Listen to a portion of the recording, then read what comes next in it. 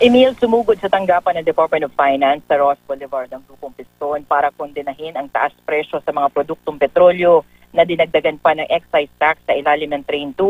Ayon kay Piston Secretary General Steve Ranjo, dapat ibasura ng pamahalaan ng Train 2 lalo na ang probisyong naglalagay ngayon ng higit 2 pisong excise tax sa krudo. Doble dagos daw ang nararamdaman nila sa bigat ng taas presyo.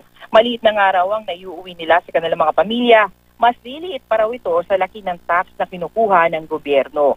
Wala rin daw malaking epekto ang pantawid pasada card sa mga driver. Sa mga operator daw kasi nakapangalan ng mga card at minsan hindi daw pinapagamit sa mga driver. Mayroon din daw mga prangkisa na hindi pa naililipat ang ownership. Pabor din ang grupo sa hinihiling ng FEDJUDAP na ibalik na sa 10 piso ang minimum fare sa jeep.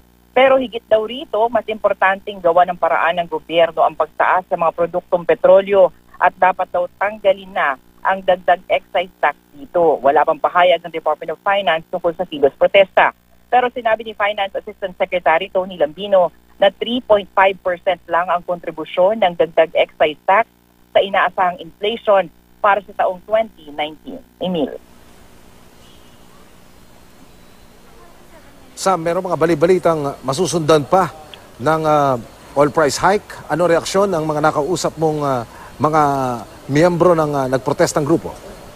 Yun nga, Emil, yung kanilang iniisip ngayon. No? Kasi ang sa taya naman ng FEDJUDAP sa kada 50 centimos na itinataas sa mga produktong petrolyo, nasa 100 piso yung nawawala sa kita ng mga driver. So, yan yung inaalala nila ngayon. Kailangan magawa ng paraan itong pagtaas ng presyo ng mga produktong petrolyo na dinagdagan pa nga ng excise tax. Kasi paliit ng paliit daw yung kitang inuuwi nila. Kaya hinihiling nila ngayon yung ibalik na sa 10 piso yung minimum fare sa jeep.